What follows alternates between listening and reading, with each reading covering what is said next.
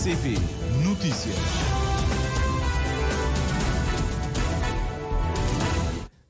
Treze horas em Cabo Verde. Estamos a dar início ao Jornal da Tarde aqui na sua RCV.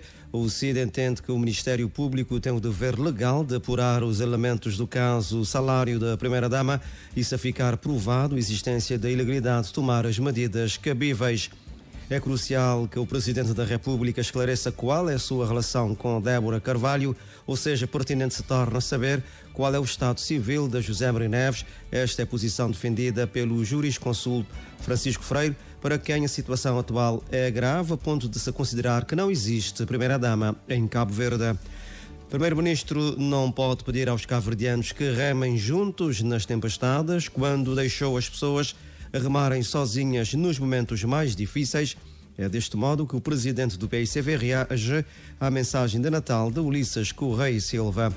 Professores em greve. Enquanto isso, mais uma ronda negocial decorreu nesta manhã com o Ministério da Educação. Mais de 600 migrantes chegam à Itália em pouco mais de 24 horas. Na cultura, Erro ou Pecado, assim se chama a nova peça teatral do grupo Juventude em Marcha, cuja estreia acontece hoje à noite no Centro Cultural do Mindelo.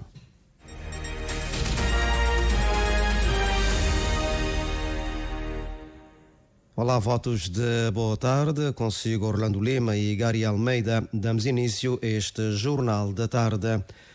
A UCID considera que, uma vez que as condições para o exercício das funções inerentes da Primeira-Dama não estarem devidamente especificadas, nem na Constituição nem lei especial, não é reconhecido o direito a receber qualquer salário, ainda que Débora Carvalho tenha abandonado a profissão de origem para se ocupar inteiramente das funções da Primeira-Dama.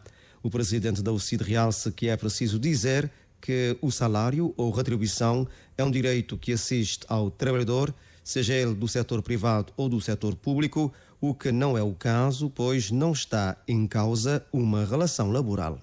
Quanto muito poder-se-ia falar de um direito a um subsídio de cônjuge, à semelhança do que é reconhecido ao cônjuge do diplomata, em que o cônjuge sem remuneração pode ter direito a um subsídio até 70% do subsídio de custo de vida. Ver o artigo 67 do Decreto-Lei nº 35/2020, de 26 de março, que define o estatuto do funcionário da carreira diplomática.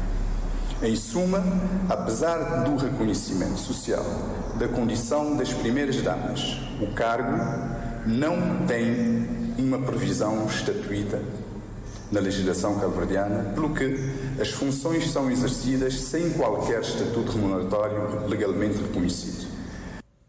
Para o CID é justo que a Primeira-Dama tenha direito não a um salário, mas sim a um subsídio de cônjuge por ter perdido a sua remuneração ou ocupar exclusivamente as funções da Primeira-Dama.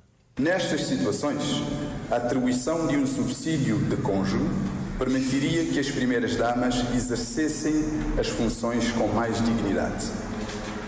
No entretanto, o direito ao subsídio de cônjuge só pode ser reconhecido mediante um processo legal, previamente definido por lei, respeitando naturalmente o princípio da transparência. Esta questão vem sendo levantada desde o ano de 2011 e até hoje não houve capacidade política para se resolver de vez esta situação, dando assim respaldo jurídico a um possível estatuto que estabelecerá as balizas para o efeito. A UCID entende que temos duas saídas possíveis. Ou assumimos que o país precisa de uma primeira-dama, então criaremos todas as condições políticas para a aprovação de um estatuto compatível com a dignidade que a função exige, ou assumimos que o país não precisa de uma primeira-dama, assim como fazem alguns países por este mundo fora. E então deixaremos tudo como está. O líder da UCID diz que, por outro lado, até a data não são conhecidos, por exemplo, os procedimentos e critérios utilizados para a determinação do valor do salário pago à primeira-dama. Não se sabe igualmente se as entidades competentes para a fiscalização das despesas da Presidência da República, nomeadamente o Tribunal de Contas e o Ministério das Finanças, foram informados sobre o assunto. E, por fim, não se sabe ao certo se esta despesa já constava do orçamento da Presidência da República para 2023 e se o Governo teve conhecimento sobre o assunto.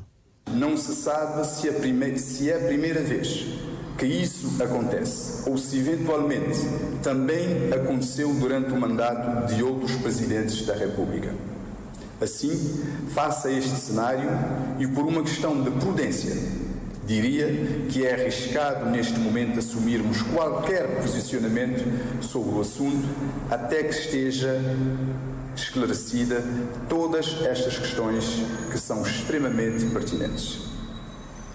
É de salientar que, segundo as declarações do próprio Presidente da República, prestadas à nação cabo-verdiana no passado dia 23 de 12 de 2023, o mesmo proferiu o despacho no sentido de ordenar a suspensão imediata do salário da primeira-dama, pelo menos até que haja pronunciamento das entidades competentes sobre a ilegalidade ou legalidade do caso. Vale referir também que, neste caso, o próprio Ministério Público tem o dever legal de apurar os elementos do caso e, em caso de ficar provado a existência de ilegalidade, tomar as medidas cabíveis. Posicionamento da UCID pela voz do seu presidente João Santos Luís, hoje em conferência de imprensa no Mindelo, para falar sobre este caso primeira-dama. E é crucial que o Presidente da República esclareça qual é a sua relação com Débora Carvalho, ou seja, pertinente se torna saber qual é o estado civil de José Maria Neves. Esta é a posição defendida pelo jurisconsulto Francisco Freire, para quem esta situação atual é grave a ponto de se considerar que não existe primeira-dama em Cabo Verde. É crucial que se esclareça essa situação do estado civil do Sr. Presidente da República. Porque, obviamente, nós não podemos fazer uma interpretação consistente se não tivermos o elemento preponderante, que é o elemento cônjuge. Ultrapassarmos essa situação, obviamente, já podemos fazer uma interpretação. Até porque podemos chegar com essa interpretação. Repare bem só na importância da definição do termo cônjuge. Podemos chegar, em última instância, ao ponto de dizer que não temos primeira-dama em Cabo Verde. Repare bem só na gravidade da situação. Porquê? Porque, efetivamente, repara, os anteriores presidentes não há qualquer dúvida que são presidentes casados. E justamente por isso é que temos que a Presidência da República cria, em 2007, o Gabinete de Apoio aos Cônjuges dos Presidentes da República. É um gabinete de apoio aos cônjuges. Agora, se chegarmos ao ponto de não termos um cônjuge, obviamente este gabinete de apoio não pode funcionar para apoiar a pessoa que não é cônjuge. É nesta medida que eu digo que é pertinente apurarmos essa situação do conceito cônjuge. Porque senão não podemos avançar, senão não podemos chegar a uma boa interpretação. A questão da mobilidade de Débora Carvalho para a Presidência da República é outra matéria que merece melhor clarificação, diz Francisco Freire, porque não havendo estatuto da Primeira-Dama, não há como fazer o devido enquadramento salarial. Ora bem, então esta mobilidade para onde? Vai fazer uma mobilidade utilizando uma terminologia da administração pública e de uma pessoa que cortou umbilicalmente a relação laboral com a entidade patronal privada e depois chega na Presidência da República, vai encontrar o quê? Não há estatuto, então como é que eu posso encaixar em termos salariais esta pessoa? Portanto, não faz sentido, não é? E há a questão também que foi colocada sobre as outras primeiras-damas, as outras primeiras-damas que nós temos memória, conforme já disse, eram pessoas que eram publicamente, notoriamente casadas e esse problema não se colocava. Este problema é diferente porque é a única senhora que tem uma relação com o Presidente da República, mas que a relação não está completamente definida. Nós não sabemos se é casada, nós não sabemos se é unida de facto, nós não sabemos se está numa relação estável e nós a única coisa que sabemos é que ela não é concubina do Sr. Presidente da República. O resto nós não sabemos. Eu gostaria de saber, para fazer um juízo de valor em termos jurídicos, saber efetivamente qual é o estado civil do Sr. Presidente da República neste momento. Mesmo assim ainda fica a questão do estatuto, né? Que precisa ser devidamente esclarecido. A questão do estatuto, obviamente, que é extremamente importante. É que, repare bem, não havendo estatuto, nós onde é que vamos ter a base legal para fazer o enquadramento salarial? Não podemos. É preciso ultrapassar essas questões todas. O jurisconsulto Francisco Freire falava hoje ao programa Opinião Pública aqui da Rádio de Cabo Verde em torno deste caso. O primeiro-ministro não pode pedir aos cabo-verdianos que remem juntos nas tempestades quando deixou as pessoas a remarem sozinhas nos momentos mais difíceis. É deste modo que o presidente do PAICV, Rui Semedo, reage à mensagem de Natal de Ulisses Correia Silva. Deixou as pessoas remarem sozinhas no aumento do preço dos produtos, deixou as pessoas remarem sozinhas no momento da degradação do poder de compra, deixou as pessoas remarem sozinhas no aumento das dificuldades das famílias e das pessoas, deixou as pessoas remarem sozinhas no aumento da pobreza, que é cada vez mais expressiva, deixou as pessoas remarem sozinhas com salários baixos que não dá para satisfazer as suas necessidades fundamentais, deixou as pessoas na insegurança sozinhas e desamparadas, deixou as pessoas a não poderem viajar por falta de transportes entre as ilhas, mas também com dificuldades para as ligações internacionais, deixou as pessoas sozinhas a remarem nos graves problemas da saúde, mas também nos graves problemas da educação e ainda com os problemas dos profissionais, tanto da saúde como da educação. Os profissionais da educação também ficaram a remar sozinhos nos momentos de grandes apuros e de grandes dificuldades. Para o líder do PAICV, o chefe de governo parece viver fechado numa bolha e desligado do país real. Nem se deu ao trabalho de pensar em quantas pessoas não puderam dar um presente para os seus filhos. Não pensou nas pessoas que não puderam ter uma festa digna para a sua família. E também não se deu ao trabalho de lembrar naquelas pessoas que não tiveram a oportunidade de viver um verdadeiro Natal, na tranquilidade, na paz, e com algo para satisfazer as suas necessidades nesta quadra festiva. Quadra festiva que o primeiro-ministro deveria aproveitar para pôr os pés na terra e começar a resolver os reais problemas das pessoas, aconselha o presidente do PAICV, Rui Semedo, na sua reação à mensagem preferida pelo primeiro-ministro por ocasião do Natal. No dia da greve dos professores, a secretária executiva do Sinprov no SAL adianta que a classe vai assumir as medidas que achar convenientes. Albertina Rodrigues salienta também que os professores que chegaram recentemente à ilha ainda não receberam 3 meses de salários. A reportagem com o Moisés Évora. Albertina Rodrigues recorda que as avaliações já foram feitas, uma vez que muitos professores tiveram que viajar para as suas ilhas de origem nesta quadra festiva. A partir do momento que todos estiverem na ilha, a classe assumirá as medidas que achar convenientes. A ferramenta na mão do professor agora. O sindicato permitiu ao professor continuar a ser luta, uma hora que a luta é correta, ele está a fazê-lo, entendeu? Ele está a dizer, mim que estou a trabalhar, que é muito de greve. Ele está a dizer também, olha, ele pode dizer, mim que estou a fazer mais do que aquele que é dever, dá-lhe 5 aulas por dia e vai para a minha casa e pronto. Isso é a forma de luta que também, se for espiar, ele está a atrasar coisas, ele está a atrasar o desenvolvimento dos trimestres.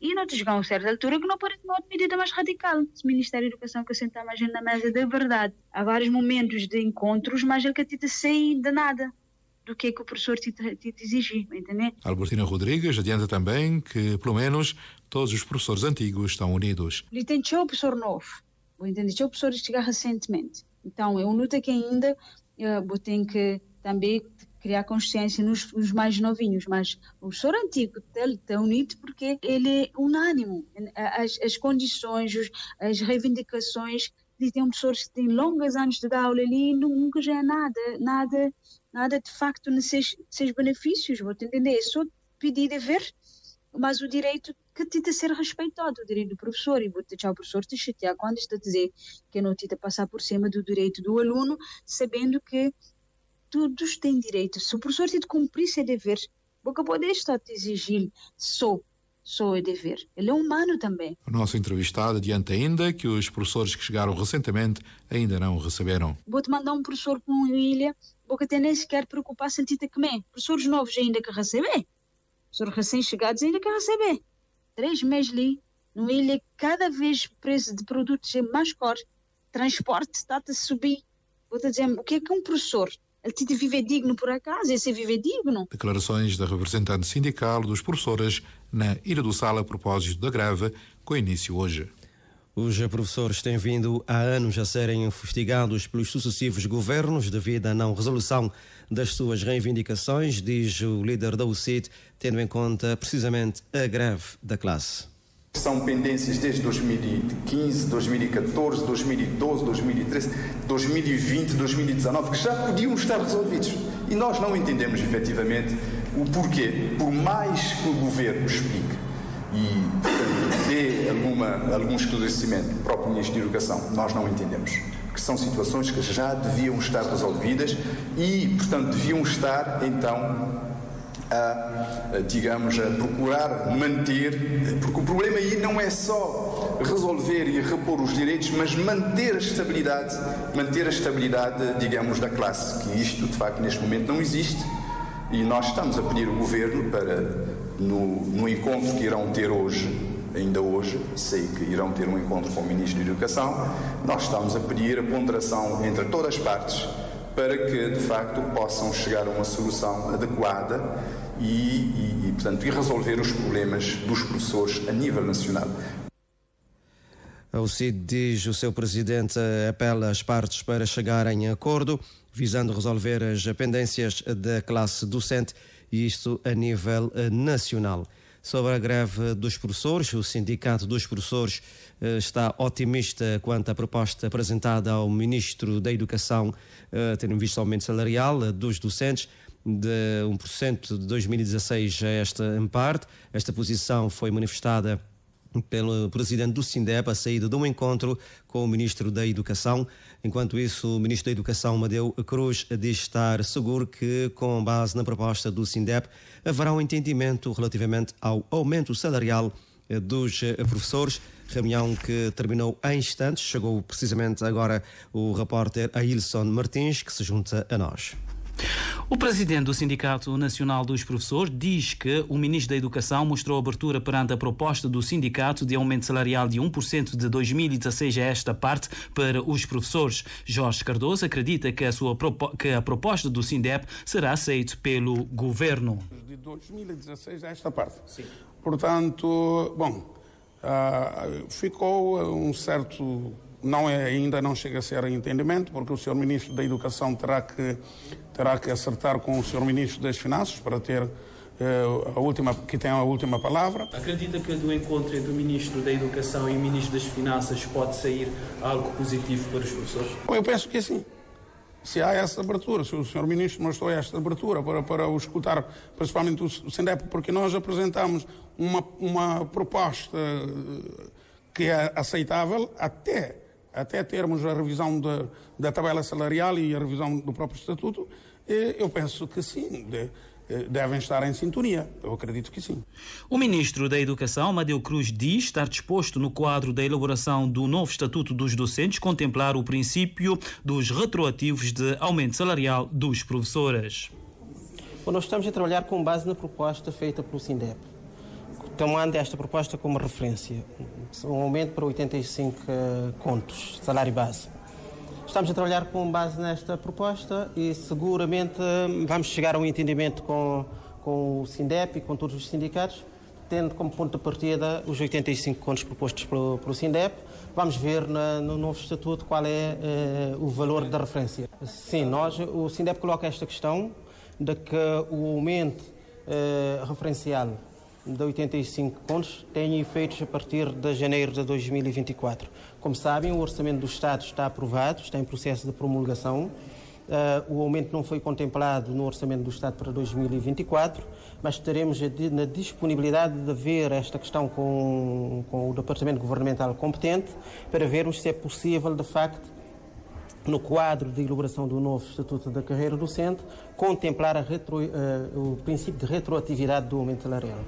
O encontro terminou a instantes entre o Ministério da Educação e o Sindicato Nacional dos Professores, justo no dia em que o Sindicato Democrático dos Professores desencadeou uma greve por tempo indeterminado. 13h22. A incidência da tuberculose em Cabo Verde tende a diminuir, consoante dados partilhados no âmbito do Stop Tuberculose, mas não é caso para se baixar a guarda. Um dos compromissos assumidos pelo país é, até 2025, reduzir 75% das mortes por tuberculose. Mais pormenores com a jornalista Joana Lopes, que conversou com participantes do ateliê financiado pelo Fundo Global para VIH, Tuberculose e Paludismo. Manuel António Gomes, enfermeiro da cadeia central da capital do país, participa no ateliê que está a decorrer no Concelho da Ribeira Grande de Santiago até próxima sexta-feira, 29 de dezembro. Profissional de saúde que quer aprender outras formas da abordagem comunitária da tuberculose e, do mesmo passo, compartilhar experiências e conhecimentos científicos no evento. Representante do Ministério da Justiça, é para aprender a abordagem de tuberculose e de VIH, tendo em conta na cadeia central da praia é um lugar com muitas aglomerações de pessoas e é uma doença que está na comunidade. Pode partilhar a sua experiência, não é? De lidar com os reclusos. Não só na minha experiência na cadeia central da praia, mas temos outras cadeias no canto do país que pode partilhar essa experiência com outros colegas da profissão. A expectativa de Gomes, que defende a adesão terapêutica como um dos caminhos para estancar a tuberculose em Cabo Verde, é o domínio da metodologia da Stop Tuberculose, que surge para preparar a execução da subvenção 2024-2026 em resposta a um pedido da CCS-SIDA em parceria com a Direção Nacional da Saúde. O que eu espero é que aprendemos bastante e que colocamos em prática para pôr fim à tuberculose em Cabo Verde. Primeiro, para fazer o stop à tuberculose, é aderência ao tratamento. Porque se um paciente tem tuberculose e não fez aderência, a tuberculose não vamos conseguir fazer stop. Mas desde que há um tratamento e um seguimento adequado. O primeiro passo seria a adesão terapêutica, não é? A adesão terapêutica, isso que é mesmo. Coordenadora do Programa Nacional de Combate à VIH e Tuberculose, Marta Freire Monteiro, ao partilhar com os 25 participantes a visão geral do projeto, lembrou que no arquipélago não se conhece bem a incidência da tuberculose. Pretende-se reduzir 75% da mortalidade por tuberculose até 2025, reduzir 50% da incidência de tuberculose até 2025 e reduzir a 0 famílias afetadas pela tuberculose até 2025. Desafios, nós temos vários, entre os quais o conhecimento insuficiente da incidência da tuberculose em Cabo Verde, a insuficiente integração de cuidados de serviços, a abordagem pouco satisfatória da tuberculose para grupos vulneráveis e alto índice de abandono, portanto temos 7%. Ateliê que decorre até próxima sexta-feira. É o Jornal das 3 aqui na sua rádio de Cabo Verde. Daqui a pouco vamos ter retrospectiva, hoje com destaque para o lado social. A Seleção Nacional Sénior Masculina de Handball iniciou ontem em Portugal a segunda fase de estágio, tendo em vista a participação no Campeonato Africano, marcado para janeiro no Egito. A equipa está completa com os 5 jogadores que chegaram ontem à noite, como já tinha previsto o diretor técnico da Federação Cabo-Verdiana de Handball, Alberto Correia e Silva. jogadores que também, portanto, nenhuma que está ali na Portugal, jogadores que também de Espanha, de Luxemburgo, de França, também e Flávio Feté, também ele também e Elcio de Alemanha, também Bruno de Luxemburgo, também e Edmilson Gonçalves Guadaretes também de Espanha. Portanto, não tem que os jogadores que está chegando, tem Bruno Landim também, que também de Oman, na Médio Oriente. Então é que se diz para não completa, para não ser em pleno. Este segundo estágio em Rio Maior vai decorrer em 2 fases. A primeira começou ontem e vai até sábado, dia 30 deste mês. Depois há uma pausa e os trabalhos serão retomados a 30 de janeiro até o dia da viagem para o Egito, marcada para 16 de janeiro. Pelo meio, a seleção deve participar num torneio internacional, como espera o selecionador Jorge Rito. A última semana, antes de viajarmos para o Egito, ainda estamos a pensar em participar em algum torneio internacional, mas neste momento ainda estamos a ver se surgem convites para para participarmos num torneio. O CAN de handball sénior masculino decorre de 17 a 27 de janeiro. Cabo Verde, atual vice-campeão de África, está no grupo A com República Democrática do Congo, Zâmbia e Ruanda. O primeiro jogo da equipa nacional é logo no primeiro dia da competição e será frente aos ruandeses. Erro ou Pecado, assim se chama a nova peça teatral do grupo Juventude em Marcha, cuja estreia acontece hoje à noite no Centro Cultural do Mindelo. Esta peça é uma homenagem à imigração, como explica o ator e um dos responsáveis do grupo, Jorge Martins. Erro ou Pecado é uma peça que retrata a situação de imigração.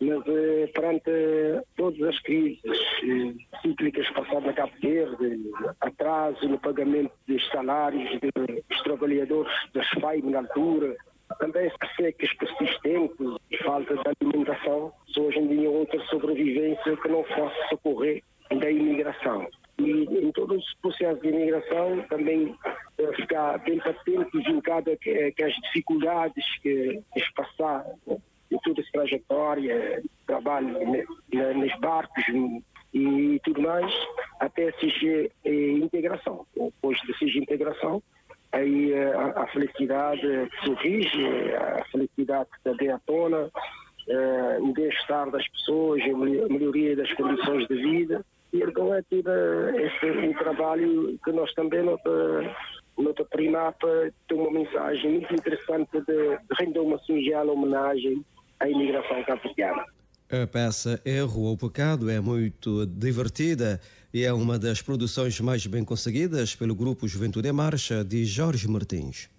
Bastante divertida, pessoas de certeza absoluta que teve essa oportunidade de assistir a esta estreia, de ser apresentado no Centro Cultural de Mindelo durante os 3 dias, portanto 27, 28 e 29. Já os tradicionais espetáculos de fim de ano, que não tem que trazer para São Vicente Povo, já ficar na expectativa de esperar.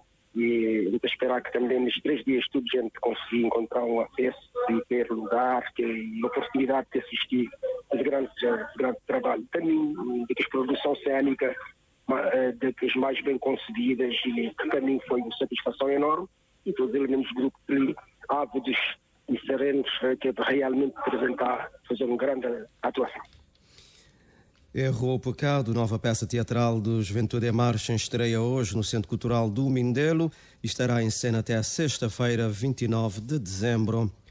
617 migrantes chegaram à ilha italiana de Lampedusa nas últimas 24 horas, enquanto outras 119 pessoas resgatadas pelo navio submarino, um navio humanitário que se chama Sea Watch, e deverão desembarcar nas próximas horas no porto da Marina di Carrera, centro da Itália. Nas últimas horas registaram-se 17 desembarques, o último durante a noite, quando 137 migrantes chegaram à ilha de Lampedusa a bordo de 3 barcos de 7 metros que transportavam 68, 15 e 54 pessoas, respectivamente, conforme noticia hoje a imprensa italiana.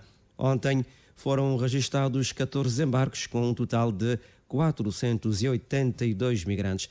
A organização não-governamental que gera o navio alemão Sea-Watch lamentou que as autoridades italianas os tenham enviado para um porto tão distante. Fica a cerca de 1.150 quilómetros de distância. O objetivo destes portos distantes é manter os navios de resgate afastados da área de operações para que não possam salvar outras pessoas em dificuldade, criticou a organização. Entretanto, o navio da ONG espanhola Open Arms dirige-se igualmente para o Mediterrâneo Central para uma nova operação de resgate de migrantes. De acordo com dados atualizados, 22 de dezembro, este ano já chegaram à costa italiana 153.677 migrantes, metade dos quais sem ajuda e a outra metade resgatada por barcos patrulha italianos. A rota migratória do Mediterrâneo Central parte sobretudo da Tunísia, Argélia e Líbia, em direção à Itália e a Malta. É considerada uma das rotas migratórias mais mortais do mundo. Estamos assim a terminar este Jornal das 3 aqui na sua RCV, quando em Cabo Verde são 13 horas e 31 minutos. A UCID entende que o Ministério Público tem o dever legal de apurar os elementos do caso salário da Primeira-Dama e, se ficar provado a existência da ilegalidade, tomar as medidas cabíveis. O presidente da UCID falava em conferência de imprensa no Mindelo. É crucial que o Presidente da República esclareça qual é a sua relação com Débora Carvalho, ou seja, pertinente se torna saber qual é o estado civil de José Maria Neves. É a posição defendida pelo jurisconsulte Francisco Freire, para quem esta situação atual é grave, a ponto de se considerar que não existe Primeira-Dama em Cabo Verde. O Primeiro-Ministro não pode pedir aos cabo-verdianos que remem juntos nas tempestades, quando deixou as pessoas a remarem sozinhas nos momentos mais difíceis. É deste modo que o presidente do PICV reagiu à mensagem de Natal de Ulisses Correia Silva. Sindicato Nacional dos Professores otimista quanto à proposta apresentada ao Ministro da Educação de aumento salarial dos docentes de 1% de 2016 até esta data. Posição manifestada pelo presidente do SINDEP à saída do encontro com o Ministro da Educação. Amadeu Cruz, por sua vez, diz estar seguro que, com base na proposta do SINDEP, haverá um entendimento relativamente ao aumento salarial dos professores. Neste jornal também falamos sobre a situação dos migrantes. Mais de 600 migrantes chegaram nas últimas horas à Itália. Na cultura, Erro ou Pecado, assim se chama a nova peça teatral do Grupo Juventude em Marcha, cuja estreia acontece hoje à noite no Centro Cultural do Mindelo. Espaço agora para a retrospectiva, destaque para o setor social, assuntos que mais marcaram este 2023 já na sua reta final, nomeadamente a morte de militares na Ilha de Santiago, de recém-nascidos em São Vicente. Manifestações e greves são alguns marcos na reportagem da Edneia Barros. 2023 deixa várias marcas. A morte de 8 militares em abril, em decorrência do incêndio em Serra Malagueta, a morte dos recém-nascidos em São Vicente, regresso da dengue em Cabo Verde, dificuldades de agendamento de vistos para Portugal, abalos sísmicos na Ilha Brava e manifestações e greves. Vamos agora recordar de forma mais detalhada os marcos de 2023 a nível social. A morte dos recém-nascidos no Hospital Batista de Sousa, em São Vicente, abalou o país. Foi confirmada em fevereiro pela então diretora de Serviço de Neonatologia. Cátia Costa indicou a prematuridade e malformações congénitas como causas da morte dos 5 bebés e mais tarde confirmou-se que eram 6 recém-nascidos. Estou falando de recém-nascidos que nasceram a meio da gravidez, com 5, 6 meses de gestação, 24, 27 semanas de idade gestacional, prematuros com 600 a 700 e pouco gramas de nascimento, e também temos um prematuro que foi a óbito com 1000 gramas. A prematuridade ainda no mundo todo é uma realidade e, infelizmente, em Cabo Verde, a causa da prematuridade tem sido o não acesso, ou seja, mães que optam por não seguir a gravidez. Um acontecimento que gerou revolta das mães. O assunto foi objeto de discussão pública e manifestações de repúdios, com apelos à investigação. O Ministério da Saúde instaurou um inquérito para apurar as possíveis causas das mortes dos recém-nascidos e os resultados foram conhecidos em junho. As conclusões da averiguação apontaram que os recém-nascidos prematuros e prematuros extremos poderão ter falecido por sepsis neonatal tardia, disse a coordenadora da Comissão de Inquérito, Yolanda Landim. Esta comissão conclui que a assistência pré-natal foi cumprida, a qualidade e a segurança da assistência durante o internamento, do ponto de vista técnico e humano das mães dos recém-nascidos, foi razoavelmente satisfatória. São recém-nascidos prematuros e prematuros extremos que poderão ter falecido por sepsis neonatal tardia. Os resultados avançaram que não se detectaram erros nos procedimentos técnicos e protocolos clínicos no serviço de obstetrícia. Na sequência, o Presidente da República pediu à entidade reguladora independente a realização de um inquérito à morte dos bebés, mas o Secretário de Estado para a Saúde, Ivandro Monteiro, assegurou que o inquérito respeitou todos os procedimentos e diligências necessárias para se inteirar de tais factos. Em 2023, o Governo apresentou a Estratégia Nacional para a Erradicação da Pobreza Extrema em Cabo Verde para o horizonte 2026. Dados do Cadastro Social Único demonstram que o grupo mais afetado pela pobreza extrema são crianças, cerca de 37%, e que a maioria das famílias em situação de pobreza extrema, cerca de 85%, é chefiada por mulheres. E estimativas apontam que a pobreza extrema afeta atualmente 13,1% da população cabo-verdiana, incluindo 12.184 agregados familiares e 63.355 pessoas. Incêndio em Serra Malagueta e acidente de aviação que matou 8 militares também marcaram a atualidade social. Um civil também perdeu a vida no combate às chamas. O incêndio terá destruído quase 850 hectares de terreno rural e florestal, com suspeita de fogo posto. Em maio, foi apresentado um inquérito sobre as causas do acidente que vitimou os 8 militares. A investigação das Forças Armadas concluiu que o condutor terá perdido o controle do caminhão e entrado em pânico. O condutor, ao perder o controle da viatura e ter uma avaliação errónea, na sequência de várias tentativas de alterar a marcha da viatura em que seguia, com a alavanca, partiu.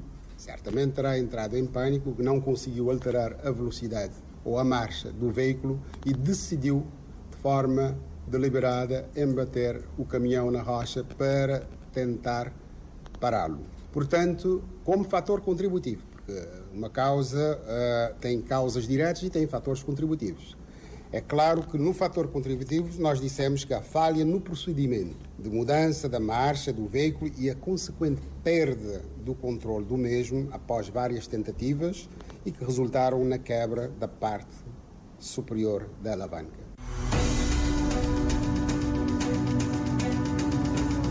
O anúncio do aumento de fretes de viaturas São Vicente Santo Antão e Fogo Praia provocou uma onda de manifestação dos proprietários de transporte de carga, rebidantes, comerciantes e operadores turísticos. O Executivo decidiu suspender a tarifa de cargas, que deveria entrar em vigor a partir de 20 de abril e que estipulava um aumento na linha São Vicente-Santo Antão de 5 mil escudos para 15 mil escudos. Entretanto, uma nova política tarifária para transporte marítimo interilhas entrou em vigor em dezembro. Dificuldades no sistema de agendamento de vistos, assambarcamento e cobrança de agendamentos para Portugal gerou descontentamentos. Registrou-se manifestações em São Vicente e na cidade da Praia. Na ocasião, denunciaram que as agências de viagens privadas e alguns cidadãos estariam a cobrar 20 mil a 30 mil escudos para agendamento e de estarem a falsificar os documentos, dando agendamento falso às pessoas que, quando vão entregar, não passam nem da porta. As dificuldades de vaga para agendamento ainda persistem. As principais dificuldades para se fazer o agendamento no país, disse o embaixador de Portugal em Cabo Verde, Paulo Lourenço, são o aumento da procura de pedidos de visto e expedientes utilizados por terceiros para capturar vagas. Até agosto, 7.237 pedidos de vistos de longa duração foram registados, dos quais 6.635 foram emitidos. 3.297 foram de trabalho, conforme dados da Embaixada de Portugal em Cabo Verde. Onda de imigração, sobretudo de jovens, para Portugal provocou escassez de mão de obra em vários setores. Em agosto, época das águas, os camponeses se queixavam da falta de mão de obra para a faina agrícola de sequeiro. A escassez de mão de obra qualificada também foi relatada no setor da construção civil, assim como a falta de motoristas. O primeiro-ministro chegou a reconhecer a saída de jovens, no entanto, rejeitou o fenómeno da imigração em massa, admitindo que há jovens que procuram oportunidades em outros países. Em outubro, a morte do recruta Davidson da Silva Barros, natural da Ilha de Fogo, na sequência de uma marcha administrativa, abalou o país. A autópsia apontou como causa direta da morte do recruta edema agudo pulmonar e causas intermédias falha no ventrículo esquerdo e miocardiopatia dilatada, tendo como causa básica a obesidade. No final de novembro foram apresentadas as conclusões do inquérito instaurado pelas Forças Armadas, que confirmaram as causas apontadas pelo relatório da autópsia. A investigação concluiu ainda que não houve qualquer nexo de causalidade entre a morte e a ocorrência de abusos ou maus tratos. Ainda em outubro, os professores realizaram uma manifestação nacional convocada por um grupo de professores com apoio de 2 sindicatos, Sindiprof e Ciprofis, exigindo aumento salarial e resolução das pendências. Detecção de casos de dengue, greve do pessoal de cabine da Best Fly e greve dos professores marcaram o mês de novembro. Em novembro, Cabo Verde voltou a registrar casos de dengue, alarmando a população com apelos ao saneamento do meio. Foram realizadas campanhas de limpeza e pulverização em vários pontos do país.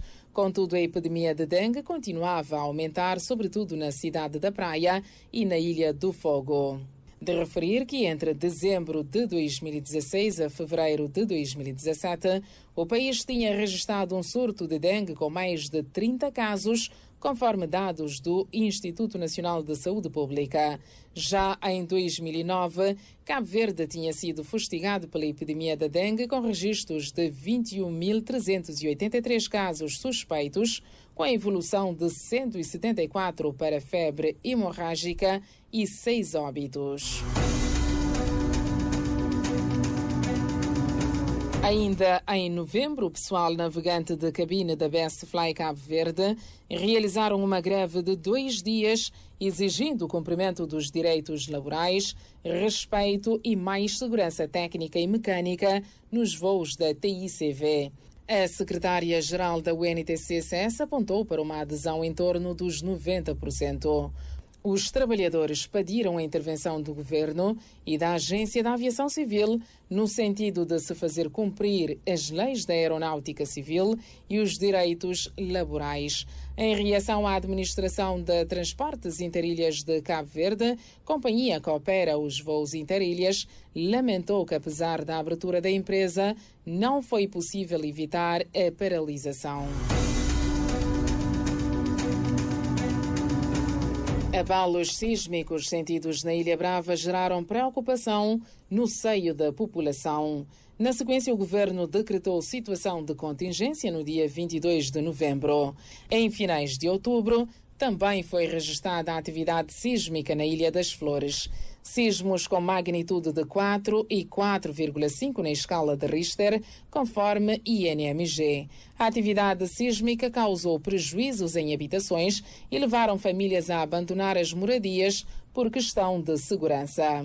De salientar que intensas chuvas nas ilhas do Fogo e Brava provocaram danos este ano. Na sequência, o governo declarou estado de calamidade nas duas ilhas em setembro e disponibilizou 150 mil contos para a reparação dos estragos.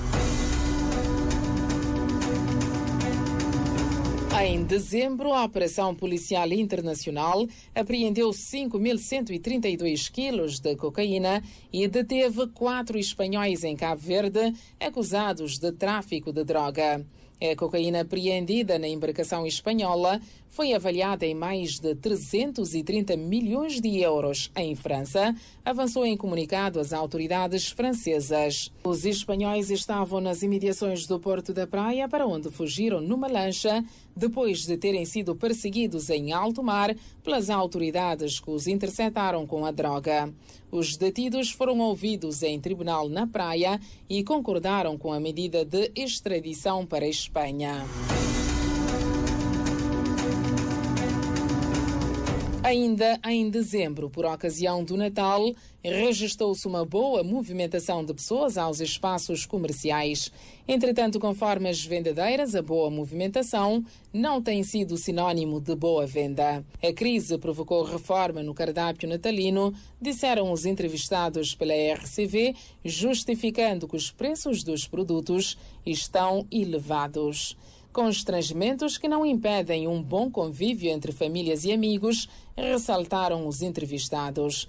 Destaca também para várias atividades realizadas para celebrar o Natal dos idosos, crianças e pessoas com deficiência. E assim termina a Retrospectiva Social 2023 na RCV, com destaques para a morte de 8 militares em Serra Malagueta, morte dos recém-nascidos em São Vicente, registro de casos de dengue e manifestações e greves.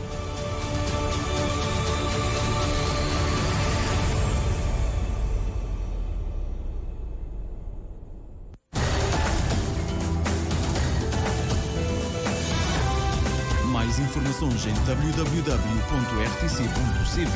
e na aplicação RTC Mobile. RCV, o rigor da notícia e o melhor da informação a cada hora.